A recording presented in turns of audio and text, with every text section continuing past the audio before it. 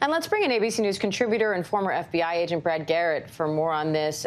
Brad, thanks for being here. Where do the investigations like this typically go after the first 24 hours? What do you think investigators are looking for now?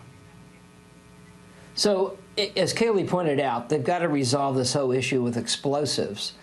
I'm going to guess that they didn't find any actual devices because they would have by now.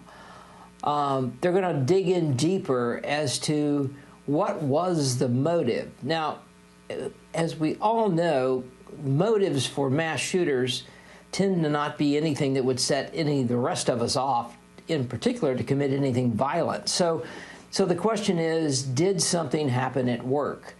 There's always a tipping point. There is something that sets them off. But clearly understand that mass shooters, they narrow their world. They live in isolation. This apparently was the case with this particular shooter.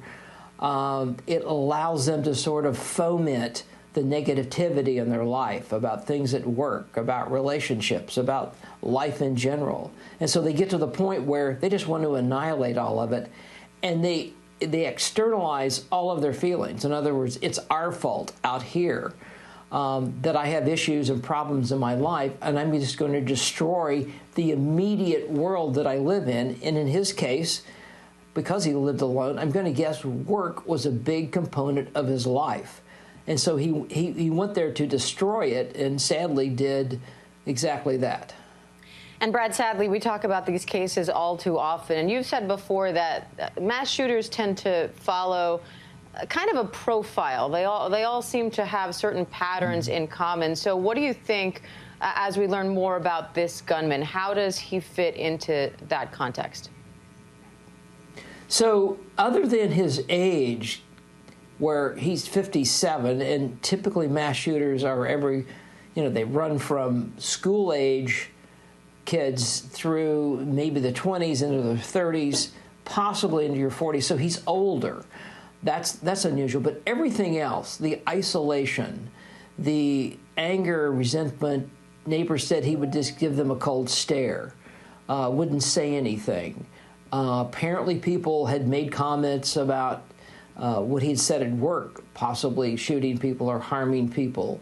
Assuming that's true, that certainly would fit with somebody that's about to commit a mass shooting. They go into a very dark place, is the short answer. And they believe that the only way they can take control of their life again, they feel totally powerless, is to commit the ultimate act, which is to destroy or annihilate people around them that they have relationships with. That's why a lot of these mass shootings are family-driven, where someone goes and annihilates the entire family, maybe in more than one location. So he fits. If I went through a checklist with you, Diane, of a dozen things, he probably fits every one of them.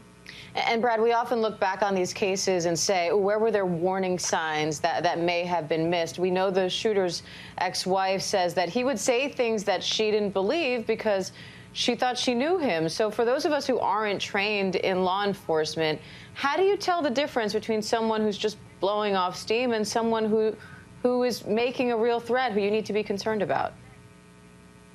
It's very difficult, but I think you have to look at things beyond the comments they're making. Did they just acquire more weapons? Have they talked in very dark or depressing ways about work, about people at work? Again, Diane, the problem with all of this is none of that's against the law. It's not against the law to be negative, live alone, hate your neighbors, not talk to anyone, and just lead, by most definitions, a pretty sad life. And on top of that, you're able to acquire firearms legally. No felony convictions, not adjudicated mentally ill.